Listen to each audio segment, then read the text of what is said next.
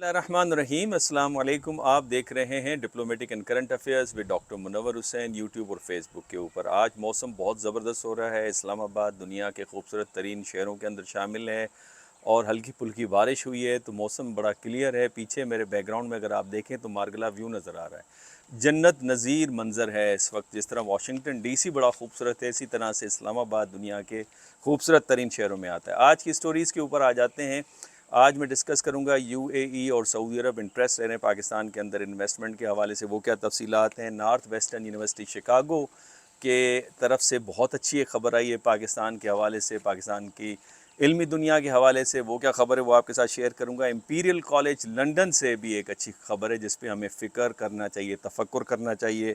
चीन ने हमेशा दोस्ती निभाई है, अब उसने क्या ऐसा कर लिया है वो आपके सामने रखूँगा। दुनिया के तीसरे अमीर तरीन शख्स ने क्या नसीहत की और अपने एक टेलीविज़न इंटरव्यू में बात करते हुए उन्होंने मिडिल क्लास के बारे में क्या कहा, ये तफसीलात आपके सामने रखूँगा। लेकिन इससे पहले गुजारिश ये है कि अगर आपने यूट्यूब चैनल मेरा सब्सक्राइब नहीं किया तो सब्सक्राइब कीजिए, बेल आइकन को प्रेस कीजिए ताकि आपके पास सारी वीडियोस पहुंच सकें।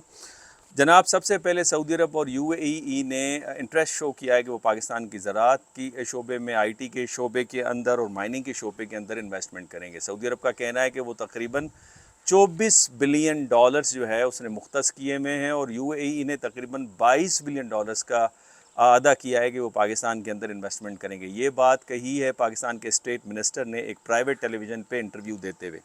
पाकिस्तान का जो आईटी का शोबा है वो बड़ा तकड़ा किस्म का शोबा है। इस वक्त तकरीबन 3 लाख ग्रेजुएट्स हैं, उनकी जो नेट वर्थ है वो 30 बिलियन डॉलर्स है।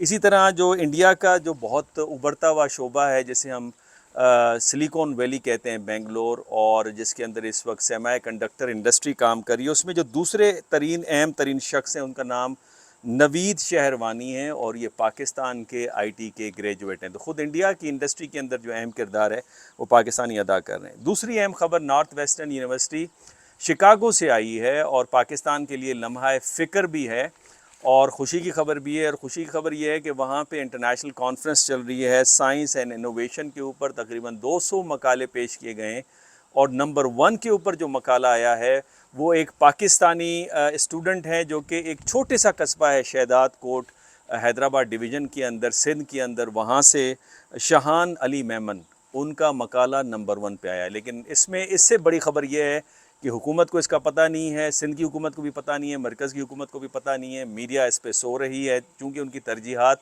कुछ और हैं। मैं यही कहता हूँ कि पाकिस्तान का जो टैलेंट है वो बहुत ज़बरदस्त है, जीनियस है। पाकिस्तान को हम 65% यूथ पर मबनी, अगर इनको आप सही डायरेक्शन में लगाएं तो ये मुल्क बहुत तेज़ी के साथ तरक्की कर सकता है। अगली खबर जनाब इंपीरियल कॉलेज लंदन से है। उन्होंने ऐलान किया है कि अपनी सेंट्रल लाइब्रेरी का नाम वो नोबल विनर फ़िज़िक्स के साइंटिस्ट जिनका ताल्लुक़ पाकिस्तान के साथ है, आप समझ गए होंगे, डॉक्टर अब्दुल सलाम के नाम के ऊपर रखा जाएगा। डॉक्टर अब्दुल सलाम की बड़ी खदमात है पाकिस्तान के लिए भी। जब न्यूक्लियर बॉम्ब चल रहा था अपने इनिशियल फ़ेज़ में तो बड़ी तकनीकी उन्होंने हेल्प प्रोवाइड की। जिस वक्त पाकिस्तान की कायद-ए-आज़म यूनिवर्सिटी में इनिशियल काम फ़िज़िक्स की लेबॉर्ट्रीज़ के अंदर होता था और जिस वक्त वो नोबल प्राइज़ लेने भी जा रहे थे तो हम सबको याद है कि वो जंग के रवायती लिबास के अंदर थे और वही पगड़ी और खुस्सा और वही लिबास, और उन्होंने कहा पाकिस्तानी कहलाने में उनको फ़ख्र है। लेकिन हमें मज़हब के नाम पे चूरन बेचा गया और फिर हमने मज़हब पे नफ़रतें यहाँ पे पाली और अपने एसेट्स को अपने हाथों से गंवाया। यहाँ तक कि हमें ये नहीं समझ आता कि अगर आप मीसाक मदीना का दस्तावेज़ देखें जो हज़ूर अकरम सल्लल्लाहु अलैहि वसल्लम ने पहली मदीना की रियासत में उस दस्तावेज़ की बड़ी अहमियत हासिल है। उसके अंदर जो वेलफेयर है, सिक्योरिटी है, रिस्पॉन्सिबिलिटीज़ हैं, पर्क्स हैं, फैसिलिटीज़ हैं, वो सब के लिए बराबर हैं। यहूदियों के लिए, मुसलमानों के लिए, ईसाइयों के लिए, यहाँ तक कि बुत मद जो बुतों की इबादत करते थे उनके लिए भी बराबर था। तो मेरा ख़्याल है कि रियासत जो है माँ की तरह होती है और उसमें वो अपने मज़हब को सामने नहीं रखती, वो अपने बाशिंदों को सामने रखती है, ये उसकी रिस्पॉन्सिबिलिटी है। फिर अपनी ज़मीन की जो मोहब्बत है ये अजीब फिनोमेना है। अगर इसको आप देखें तारीख़ी लिहाज से, जब ईरान इराक़ की जंग चल रही थी 1980 से 1988 तक, तो उस वक्त ख़दशा ये ज़ाहिर किया जा रहा था चूँकि इराक़ में शिया ज़्यादा हैं तो वो शिया पापुलेशन और शिया जो एलिमेंट थे इराक़ी आर्मी में वो ईरानी शिया स्टेट के साथ लड़ाई नहीं करेंगे। लेकिन दुनिया ने देखा कि सबसे ज़्यादा वही लड़े। इसी तरीके से जो ईरानी सुन्नी है उनके लिए ख़दशा ज़ाहिर किया जा रहा था कि वो عراق کی سنی حکومت جو صدام حسین کی تھی، جو 10% پر محیط تھی، ان کے خلاف لڑائی نہیں کریں گے، لیکن خرم شیر نے سب سے زیادہ، جو کہ بارڈر کے اوپر ہے ایران عراق، سب سے زیادہ قربانی دی، تقریباً 50,000 جوانوں نے قربانی تھی۔ تو لہٰذا جو زمین کی محبت کا جو ایلیمنٹ ہے یہ بہت ہی عجیب و غریب ہے۔ یہی جو مائیگرنٹس اس پاکستان سے جو انڈیا گئے وہ آج بھی پاکستان کو اپنی چیزوں کو یاد کر کے روتے ہیں، وہ اپنے قصوں میں بیان کرتے ہیں۔ انڈیا سے جو لوگ پاکستان آئے ہیں وہ بھی اپنی چیزوں کو یاد رکھتے ہیں۔ تو زمین کی جو محبت ہے، جو آپ کا اوریجن ہوتا ہے، اس کو آپ کبھی بھی نہیں بلا پاتے۔ تو میرا خیال ہے اس فیکٹر کو ہم اگنور کرتے ہیں، اور ڈاکٹر عبدالسلام یا ایسے بہت سارے پاکستان کے عظیم لوگ ہیں جنہوں نے بہت اہم کردار ادا کیا ہوا ہے۔ اس وقت 2 پاکستانی بائیڈنس کی کیبنٹ کے اندر ہیں، لیکن پاکستانی اس بارے میں بہت کم جانتے ہوں گے۔ اس پہ میں تفصیلاً کسی وقت ویلاگ بناؤں گا۔ اگلی خبر جناب برازیل سے ہے۔ سینیٹر شیری رحمان وہاں پہ ڈیلیگیشن کے ساتھ گئیں۔ GEF گلوبل انوائرمنٹ فیسلٹی کی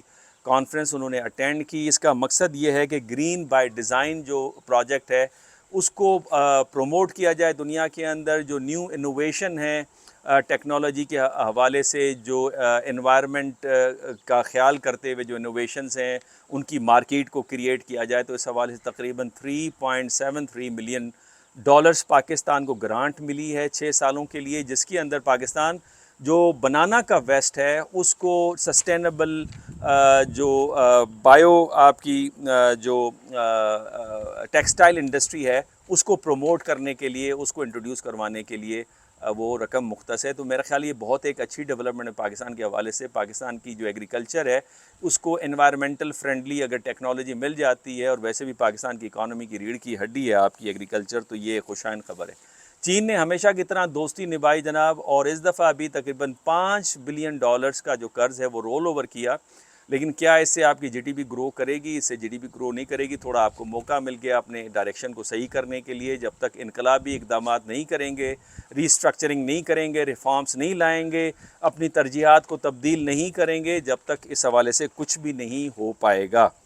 اگلی خبر جو ہے جناب وہ دنیا کے تیسرے امیر ترین شخص جو ہے، جسے آپ مکیش امبانی کہتے ہیں، جن کا تعلق انڈیا سے ہے، انہوں نے ایک بہت ہی امپارٹنٹ بات کہی ہے جس کا میں بہت عرصے سے ذکر کر رہا ہوں میڈیا کے اوپر اپنے اسٹوڈنٹس کے ساتھ، کہ کسی بھی ملک کی ترقی کے اندر جو اہم کردار ہے وہ مڈل کلاس ادا کرتی ہے، چونکہ مڈل کلاس اور وہی ترقی پاتی ہے۔ اس کی وجہ یہ ہے کہ وہ جو وقت ہے اس کی قدر و قیمت جانتی ہے، اور ایون ایجوکیشن کے دوران آپ کو کام کرتے ہوئے نظر آتی ہے۔ اور بہت سارے پاکستانی اسٹوڈنٹس ہیں، آپ دیکھتے ہیں وہ تعلیم بھی حاصل کرتے ہیں اور جابس بھی کرتے ہیں، لیکن بدقسمتی یہ ہے کہ پاکستان کی سوسائٹی لیڈ کیپچرنگ کا شکار ہے۔ جو وہ محنت کرتے ہیں اس کا پھل جو ہے لیڈز کھا جاتے ہیں بغیر ڈکار مارے ہوئے۔ تو لہٰذا مڈل کلاس جب تک اوپر نہیں آئے گی، ڈیموکریسی بھی فلورش نہیں کرے گی، اسٹیبلٹی بھی نہیں آئے گی، اور ترقی کی راہ پہ بھی گامزن نہیں ہوں گے۔ تو لہٰذا ایلیٹ مڈل کلاس کو آپ نے اسپیس دینی ہے۔ اب جتنے بھی نئے ٹیکسز لگ رہے ہیں وہ دیکھیں آپ، وہ سیلریڈ کلاس اور مڈل کلاس اور وائٹ کالر جو جابس کرتے ہیں ان کے اوپر زیادہ سے زیادہ برڈن آتا جا رہا ہے۔ اگر فیول کی پرائز بڑھتی ہے، اگر الیکٹریسٹی کی پرائز بڑھتی ہے، اگر ویجیٹیبلس اور جو اسینشل آئٹمس اس کی پرائز بڑھتی ہے تو سب سے زیادہ وہی پستی ہے، اور اگر وہ کلاس شرنک ہوتی چلی جائے گی تو تبدیلی کی جو امیدیں ہیں وہ دم توڑنا شروع ہو جائیں گی۔ اس کے علاوہ میں اگلے ویلاگ کے اندر جو سربراہ کانفرنس ہو رہی ہے SCO کی انڈیا کے اندر، اس حوالے سے بات کروں گا، اور پھر انڈیا کے ڈیفنس منسٹر نے ایک عجیب بیان دیا ہے، پاکستان کو جنگ کی دھمکی دی ہے، اس حوالے سے بھی ایک ویلاگ میں بناؤں گا۔ اگر آپ کو یہ ویلاگ پسند ہے تو آپ اسے لائک بھی کیجئے، شیئر بھی کیجئے، اگر چینل سبسکرائب نہیں کیا تو سبسکرائب کرنا بھی نہ بھولیے۔ اجازت دیجیے، اور آج کا موسم اسلام آباد کا انجوائے کیجیے، اور مارگلا کے نظاروں سے لطف اندوز ہوئیے۔ اجازت دیجیے، اللہ حافظ۔